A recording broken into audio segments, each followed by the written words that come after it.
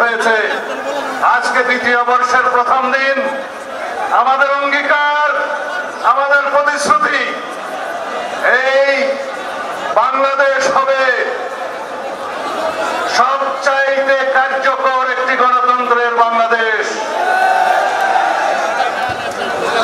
August 5ই আগস্টের শহীদের অঙ্গীকার, বাংলাদেশের ফ্যাসিবাদ বিরোধী গণতান্ত্রিক আন্দোলনে দীর্ঘ 16 বছরের যারা রাজপথে রক্তদান করেছেন, বিভিন্নভাবে ত্যাগ স্বীকার করেছেন, তাদের রক্তদান, তাদের রক্তের আকাঙ্ক্ষা, শহীদের প্রত্যাশা, বাংলাদেশের জনমানুষের প্রত্যাশা, একটি শক্তিশালী গণতান্ত্রিক রাষ্ট্র কার্যকর হবে।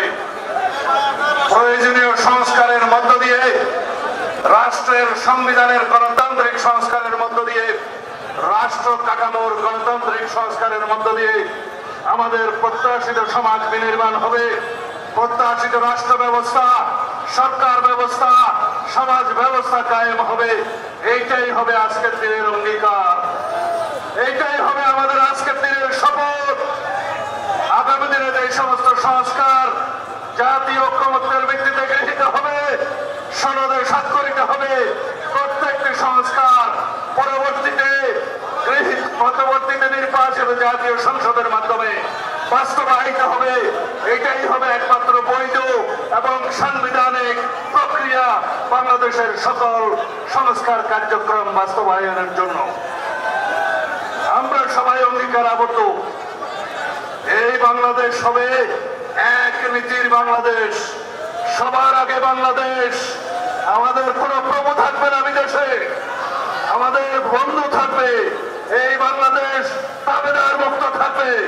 এই বাংলাদেশ স্বাধীন, সার্বভৌম, গণতান্ত্রিক রাষ্ট্র হিসেবে আমরা সকলেই মিলে ঐক্যবদ্ধভাবে প্রতিষ্ঠিত করব। এই ঐক্য হবে ফ্যাসিবাদ বিরোধী জাতীয় ঐক্য, আমাদের শক্তি হবে ফ্যাসিবাদ বিরোধী জাতীয় ঐক্য, আমাদের শক্তি।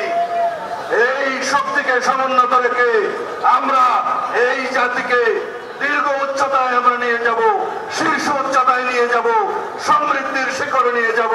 আমাদের শক্তি হবে আমাদের ঐক্য।